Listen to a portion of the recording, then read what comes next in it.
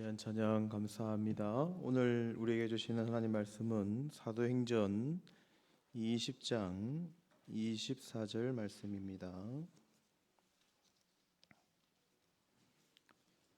사도행전 20장 24절 말씀, 우리 한 절을 찾으셨으면 다 같이 한 목소리로 함께 합독하겠습니다. 내가 달려갈 길과 주 예수께 받은 사명 곧 하나님의 은혜의 복음을 증언하는 일을 마치려 하면은 나의 생명조차 조금도 귀한 것으로 여기지 아니하노라. 아멘. 오늘 오랫동안 교회를 위해서 헌신하시고 주님의 사역에 매진해 오신 우리 집사님과 권사님들의 은퇴 예배를 우리 주님 앞에 드리게 되어서 하나님 앞에 진심으로 감사를 드립니다. 그동안 참 수고가 많으셨습니다.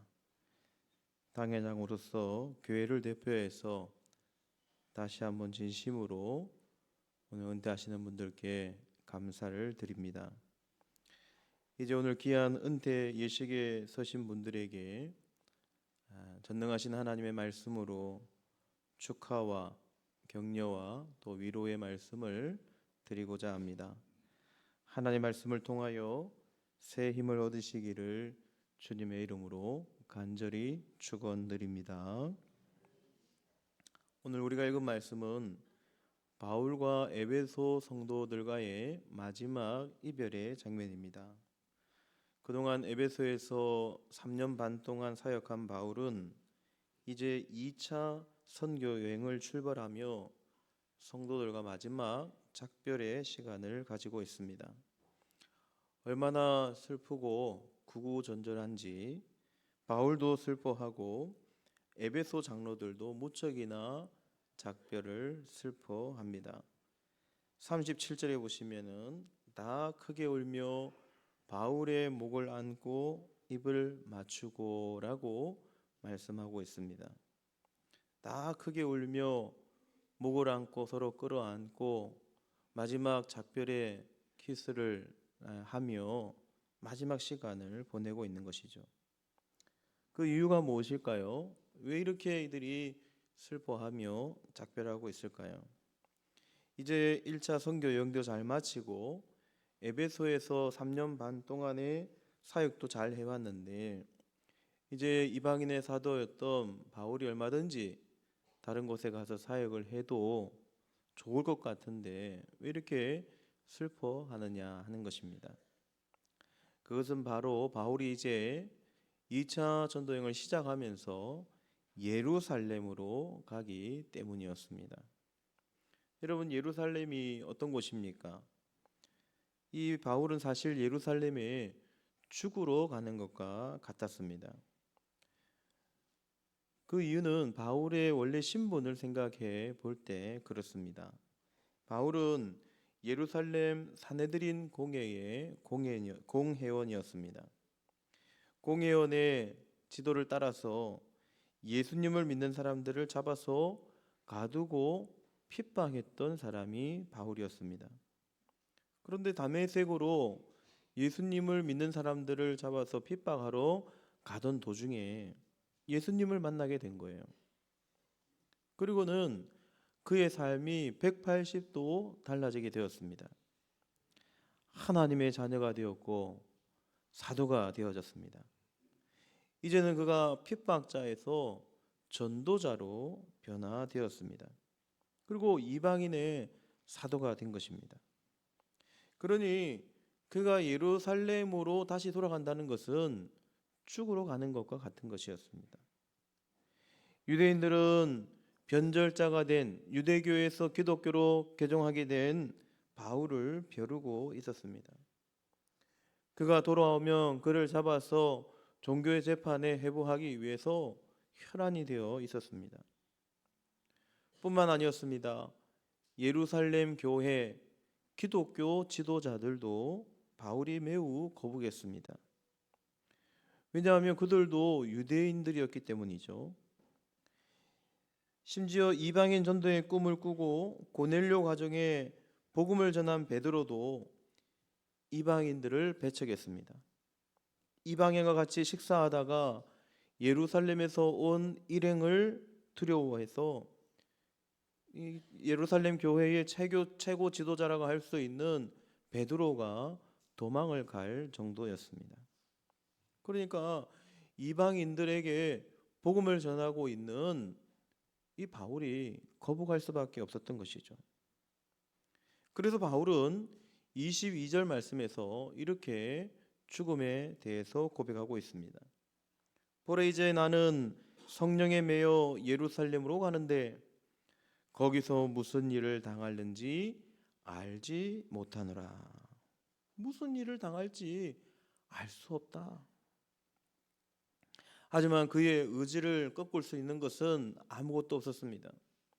편한 에베소에서 계속 사역했으면 좋겠지만 그는 끝까지 예루살렘으로 가겠다고 고백합니다.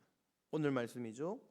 내가 달려갈 길과 주 예수께 받은 사명 곧 하나님의 은혜의 복음을 증언하는 일을 마치려 하면은 나의 생명조차 조금도 귀한 것으로 여기지 아니하노라.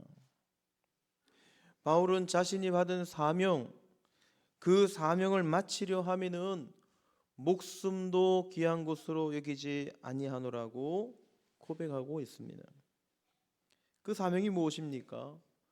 주 예수께 받은 사명, 복음을 증거하는 사명인 것이죠. 그는 예루살렘에 꼭 목숨을 걸고 가야 되는 이유가 있었습니다. 그 이유는 무엇입니까?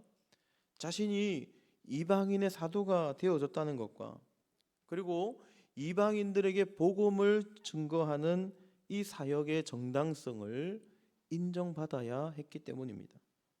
그래야 이방인들에게 마음 놓고 마음껏 복음을 증거할 수 있기 때문인 것이죠.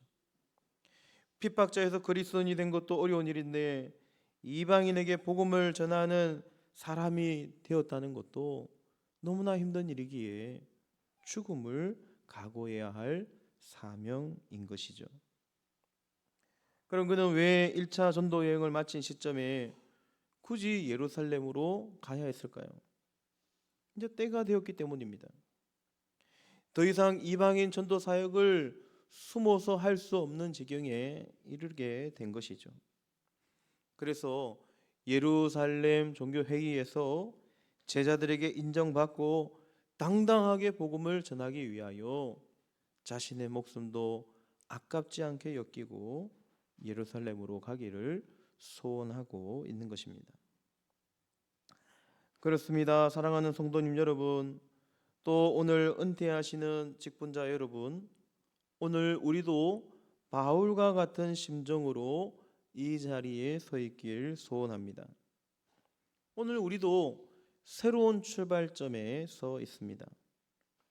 오늘 은퇴하시는 직분자님들께서도 새로운 시작점에 서 계신 것입니다.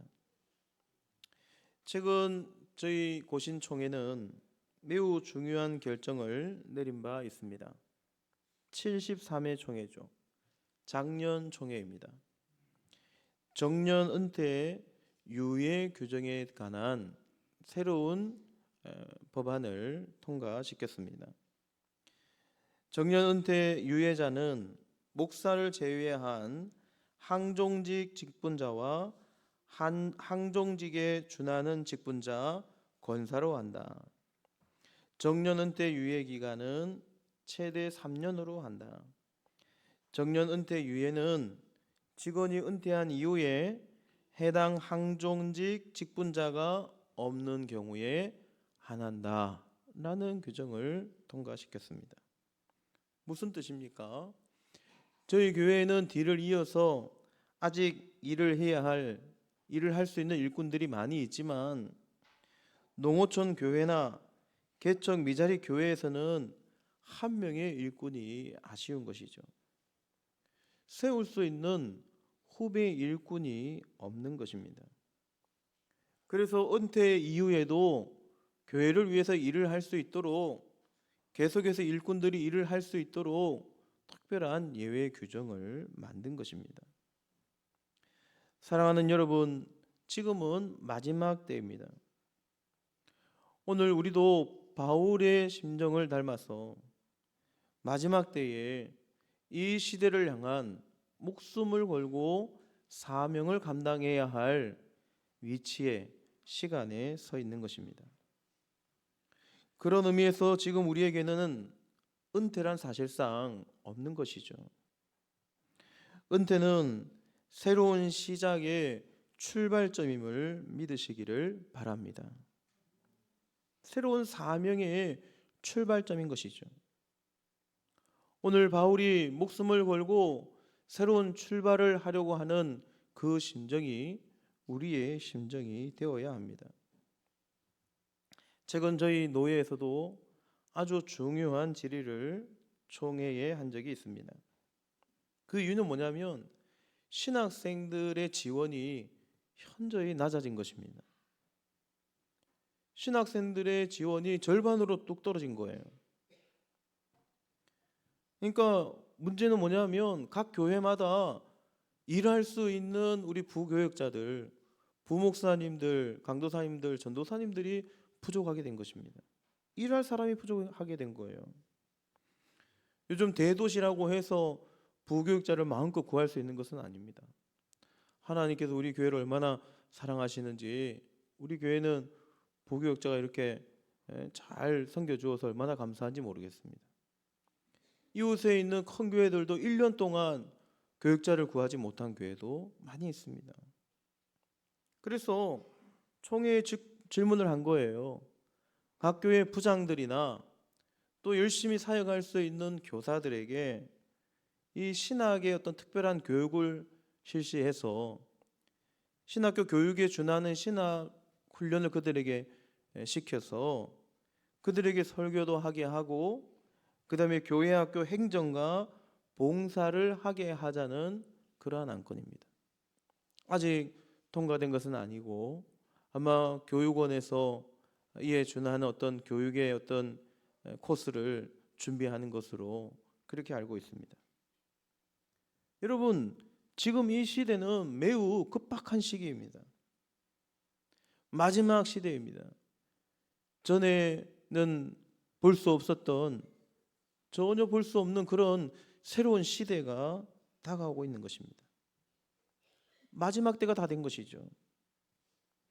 후배들이 올라와서 선배들의 빈자리를 채워야 선순환이 되어질 수 있는데 이제 선배들은 은퇴해야 할 시기가 다가오고 있는데 후배들이 선배들의 빈자리를 메워줄 만큼 성장하지 못하고 있는 것이죠.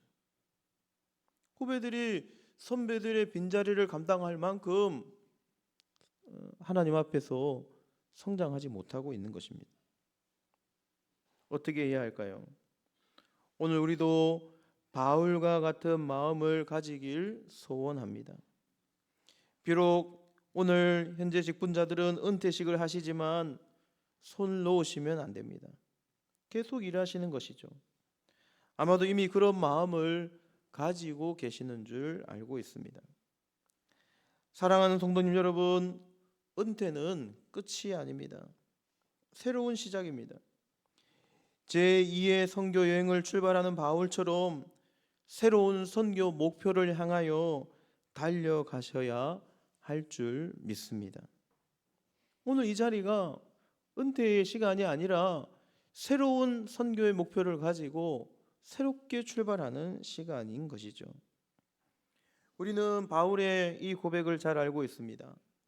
사도행전 19장 21절에 이 일이 있은 후에 바울이 마게도냐와 아가야를 거쳐 예루살렘에 가기로 작정하여 이르되 내가 거기 갔다가 후에 로마도 보아야 하리라. 예루살렘에 가기로 작정하고 거기 갔다가 후에는 로마에까지 가야 되겠다고 바울은 고백하고 있습니다. 바울은 예루살렘에서 죽기를 각오했지만 그는 예루살렘이 끝이 아니었습니다. 그의 최종 목표는 로마였습니다. 서바나 스페인까지 가는 것입니다. 로마에게까지 가서 황제에게 복음을 전하여 그리스도의 푸르고 푸른 계절이 오도록 하는 것이 바울의 사명이었습니다. 바울은 주 예수님께 받은 그 사명을 감당하기 위해서 목숨까지도 아깝지 않게 여기며 주님 앞에 서는 그날까지 힘차게 달려간 것입니다. 자, 그렇다면 제2의 출발점에 서 있는 우리가 어떻게 그 제2의 꿈을 향해 달려갈 수 있을까요? 저는 바울의 고백을 우리가 눈여겨 살펴봐야 한다고 믿습니다. 고린도후서 11장 28절에 보면 이 외의 일은 고사하고 아직도 날마다 내 속에 눌리는 일이 있으니 곧 모든 교회를 위하여 염려하는 것이라. 바울은 언제나 그의 마음속에 교회가 꿈이었습니다. 그는 잠을 자다가도 벌떡 일어날 정도로 교회를 생각하였습니다. 교회만 생각해도 좋고 늘 항상 교회를 마음에 품고 밥을 먹고 사역을 진행했습니다. 어떻게 하면 마지막 시대에 교회를 온전히 세워나갈 수 있을까를 감옥에서조차 고민하였습니다. 오늘 우리도 이와 같은 마음을 품어야 될 줄 믿습니다. 교회를 위하여 피 흘려 값주고 사신 주의 교회 초장동 교회를 마음에 품으시기를 바랍니다. 하나님께서 우리를 초장동 교회로 부르신 뜻을 깨닫는 것입니다.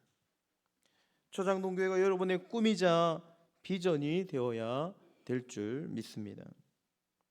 오늘 은퇴하시는 또 새로운 시작으로 나아가시는 여러분들에게 초장동 교회가 여러분의 새로운 꿈이 되시기를 주님의 이름으로 간절히 소원합니다.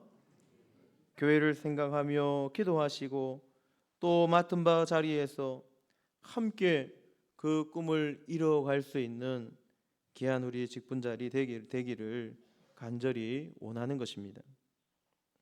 이제 말씀을 마치고자 합니다. 오늘 바울의 꿈이 무엇입니까? 로마까지 보아야 하리라.